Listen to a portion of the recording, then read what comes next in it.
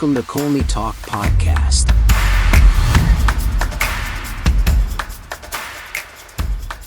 Hello, everyone. Hope you had a wonderful weekend. Welcome back to another episode of Colney Talk Podcast, a bite-sized show. I'm your host, Alex. First-time guest, happy to have you here. And to my returning listeners, really glad for you to join me. On this bite-sized show, we'll talk a bit about the Arsenal game and then pick out my top 3 Arsenal players who I think were great in the game and one player I consider the odd one who just had a poor game or not good enough who just needs to be called out. Liverpool came to the Emirates, the showdown of the weekend. I'm pretty sure every fan needed us to win this game as a way to set things right and a way to really show up for a long time that we've been calling. And they absolutely responded and won the game. A lot was riding on this matchup. It was a needed win to close the gap up top. In the last couple of games against Liverpool, we didn't have good results to show.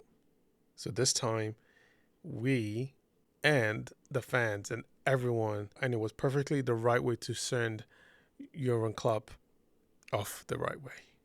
I watched the game on replay, so that gave me a bit of extra eyes to observe all the little things. So starting off from the lineup, the big news was Jesus out with a knee injury. Talk about the worst time for things to happen for this big game. Also, we had Jorginho and Havertz starting up top. Not a bad change at all. In fact, it was the two players that I would have in the starting lineup if we had to make any kinds of adjustments. So that was a good call there. Before I go on, let me say this. The stadium was electric. Such beautiful scenes. Oh, man. What I would pay for to just be in that moment at the time. Ensuring that this result was just exactly the same. So, I mean, it was beautiful just to observe it and enjoy it behind the screen. Arsenal started the game in the way that we usually would expect, with a high intensity, the tone and attack, with the intent to really stay up, get in front early. And it was as we expected. And a lot of that attack was really happening from the right side, with Rice putting a lot of serious press on Liverpool, causing a lot of early stress in their ball dispossession and doing a lot of ball protection to make our attack in front on the right side very, very forward front moving. So we were not giving Liverpool any chance when they came into our half. And from standard crossing to Arsenal's box, as you expect, Raya grabs it and then unleashes a long throw to Martinelli, who drove it down on the other end and crossed for Saka, who just didn't connect fully well with his head, and it was just slightly off the post. And it was a beautiful cross for Martinelli. I think that really set the tone. It made the team, the fans, everyone know how much we were really up for it. Score early and really get going with this game. Shortly after that, Liverpool, they had their own chance. Gakpo received a nice pass, giving him a chance to drive forward a little bit and shoot. And it was way out for a little bit, but not by much. And that was quite a scare, to be honest. Then the next sequence of play, all starting from Havertz in the build-up from the left to Zinchenko and Odegaard, giving Havertz a one-on-one chance to score with Alisson. Credit to Alisson, he made himself big and tall and blocked the shot. But then the rebound landed perfectly for Saka to compose himself and then fired it right into the net. 1-0. Liverpool were now cut wide open on that play. So that was exactly how we wanted to punch it in and make a statement. At least this was now the first 15 minutes of the game. So that was brilliant. But did anyone notice how much Havertz was in different positions leading up to that goal? He was our number 9, but he was on the left, and he was now switching between himself and Martinelli, and then coming back down in the left back position to support Zinchenko. And that interchanging situation was huge. I mean, he was stuck right in, and this really was one of those details and things that really affected the game in ways that you probably just didn't see if you watched it that first time. I'm pretty sure about that. And then Ben White was in his own elements defensively in lockdown mode, sheesh. 20 minutes of that first half, we showed Arsenal liquid football and combinations. On the defensive side, we just didn't give up a lot. We were really quite on it. And then Odegaard and Rice were pressing like no other. He could have, I mean, there was just so much going on in front that you could just applaud and just enjoy, at least knowing that it was the early parts of the game. But then in some instances as well, Odegaard could have done better without an extra touch to score. He had a chance to really fire in another shot that would have made us up 2-0, but that just didn't happen. And Odegaard, as we all know, when he instigates the press to redirect the ball when we are playing off the ball, it does definitely make things move and get the team in the formation defensively. And today he was not letting anything slide. Even from, the build-up for Liverpool was coming on the left side where Saka was. He just came in really hard. Like he was playing like a little shadow of Declan Rice, trying to make sure that they didn't have any chance driving forward. Arsenal were moving tight when we were getting to defend those crosses when they came in, and this 1-0 lead gave the team a whole lot more composure, getting a little bit of looseness to play their game and defensively stay structured as you would expect them. And that's really what you like to see from the players, especially when we were in pressure situations like how Liverpool could easily do, especially when they came into our half and when they're building from the back. And, we just kept seeing a few of our players, Jorginho, Rice, and Ben White, trying to fight off any contest to retain the ball. So those early signs were right there. Those moments that could have been some hairy situations, we really scaled those off and we made sure that we avoided and alerted any of those dangers away from our half.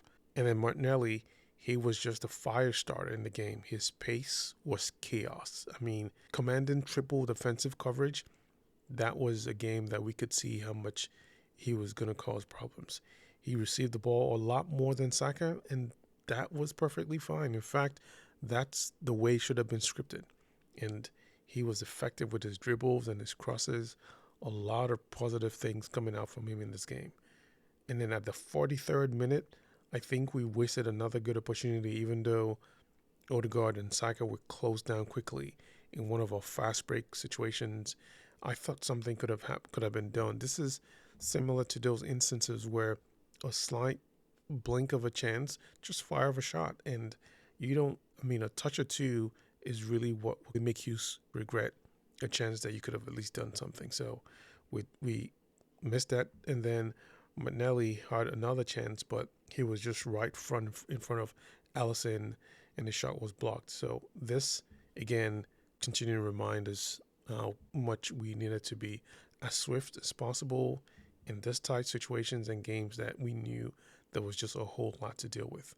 And then in one unfortunate turn of events, Liverpool went on level terms, 1-1. I mean, it was a horrible mistake, and there wasn't a clear action in execution when Big Gabby had to clear off the ball, or Saliba or Raya. It was such a bizarre situation that ended the first half with us now giving Liverpool a chance to come back in. Second half, our first change was Kivior coming in for Zinchenko, which was really interesting. Tactical reasons or fitness concerns? I couldn't tell, but, not so much of a big deal.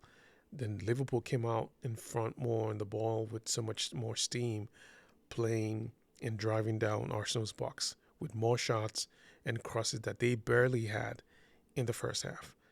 That looked like it lasted about 8 minutes before their steam went off, and then Arsenal gained back control and threat, staying out front with some decent shots from Odegaard and opportunities that got us into some corner situations. And then Declan Rice, as we know, marshalling the midfield defensively and driving forward. For about 10 minutes, Arsenal were really now fully in charge. This was now a way of how we would dictate the game, dictate the flow of the ball, just around the middle ground, with the intent to find Odegaard and Martinelli going forward to cause more problems. And then Havertz as well, he was brilliant in his movements and drive. I mean, there was so much of his intelligence that played a lot.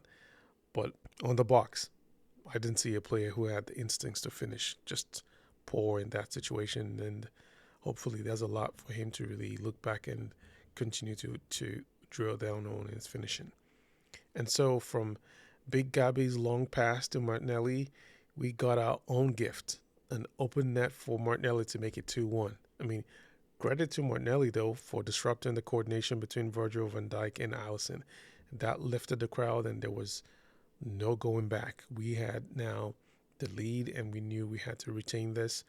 This was that situation that we had a chance. We scored, we got something, and there was going to be a whole lot to defend that lead, knowing how much Liverpool could do damage going towards the end of the game. And Arsenal were back in Liverpool's box, going for another third, but Odegaard's second and third touch again closed that window. This was such a big problem that he had in this game. Everything else, from my eyes, and what Odegaard did, beautiful. But touches a lot in the box, could have done less of that. Seeing how we have been in this situation with Liverpool, the boys had to switch to defending first and attacking second. There was a lot of pressure for the boys defending a number of corners and crosses. Saka just played the socks off so much that he had to come off looking like he had a knock, and it was now Reece and a few other players getting ready to come in to finish off the game and give us some fresh legs. And then 12 minutes to the 90, as I said, it was Reece and Trossard on the wings to drive us forward. As effective as we were in defending, attacking intents were with caution, as I saw it. Jorginho and Trossard had moments to drive in the box, but were conscious in maintaining control and getting our game and our structure back so that we don't lose the control, even though we were with the ball driving forward. And a moment of applause really was seeing Kivior as the only left back attacking man making a run in the box, connecting with Odegaard's cross, which was a direct, header to Alisson's hand. But that was beautiful. That was nice. At least that gives him flashes of what he can do and become like an unsung hero, which he has been, and, really just contributing in his own way. So that was beautiful. And then within a few minutes left before additional time, the tensions was up, and Arsenal wanted to make sure the game was put away, and we had to stay away from our own half to defensively control and manage the game and give Liverpool a lot of working situations before they drove into our own half. And then the damage was done when Konate was sent off for a second yellow on his knock on Havertz on the ball. So that was it there. At least a little bit of, relief knowing that they were one man down. And then 7 minutes added. All we had to do was put our energy to defend the lead and close the game. That was not necessary at all. Trossard pulled out an incredible solo magician-like display, cutting through two defenders to fire off the third goal, 3-1. Game, set, goodbye, Klopp. What a moment. What a magnificent moment. What an experience and emotional reward for everyone. Oh my word, that was a ridiculous thing from Trossard there. What a baller. Like, everything you can think about when he did that. He had no right to score. He had no right to drive alone that way. Yes, we knew that they lost a man in the back, but cutting through those two players in that situation, man, Trossard, round of applause for you, man.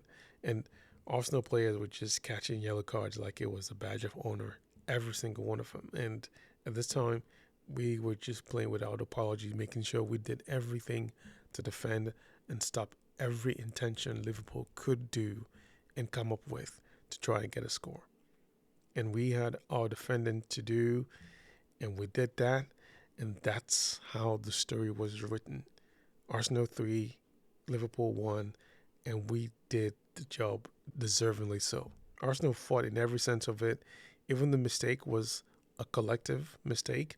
This is exactly how our weekend needed to be. Amazing performances from the players, from the boys, and good coaching all around. So, yeah, a round of applause for all of them. Now, let me talk about my deservingly top 3 performers in the game. First player, Jorginho. He was the player we needed in the middle alongside Rice. His ball distribution was next level. He was basically our pressure diffuser. We all needed was someone who could hold on the ball and get the touches in the right places and manage it excellently. And the passes that he made to Martinelli made him just feast on the left. At the same time, he took a lot of pressure off Zinchenko and Rice in certain situations. This is an excellent example of touching the ball the most in maximizing the effects in the right circumstances. And he is one of the best players you can think about when doing that. And he was the top dog in this game. Second player, Martinelli. An exciting game for the Brazilian. You can think of it as a chance to show up in the big game, plus the expectations and the demands from Arteta. Seeing how we didn't have Jesus, he picked up the call to be the one causing chaos, and he did it to perfection. Monster game for number 11. One of his absolute best games this season. I hope he carries it on for the next few games. Third and final player. Let me just say, you couldn't go wrong swapping names here. Some may not agree with me, and that's all right. But given all his influence in the game, I had to give it to Havertz. There were some frustrations in what he did going forward, but you just can't deny how massive he was in attack. As a decoy or exposing Liverpool's backline, his hold-up play for Martinelli was huge. I mean, we did have other scoring chances, but none of that would have happened without his first run and goal that felt like a gut punch, and that opened things up to really make a statement there. But I will give a shout out to Odegaard and Declan Rice, equally amazing in this game. Bearing the unfortunate mistake in our defense, I don't think any player today earned the odd one nomination. Everyone was good in their game and put on a good shift. Holy cow, what a game. And the scenes were serious goosebumps moments. In the previous podcast, I did mention that the previous win gave us the authority to demand a different level of expectations from the players. And that was taking things up a notch. And they were successful doing that. So now we know there's a lot more riding going forward, not just about the emotional high, but the demand and what we need to do to continue staying up top. While there's still a lot to do, nothing changes a trajectory more than the belief and what we have. So from the players, from the coaches and the fans, we have done that, and we just continue making sure that we will keep that belief strong. Apologize to no one with your celebration, folks, and keep your belief firm for those boys, because that's all we need. Apologies about the voice, scream so loud, but I enjoyed it just as much. I'll leave it here for now. Enjoy your wonderful weekend and week, and until then, talk soon. Take care.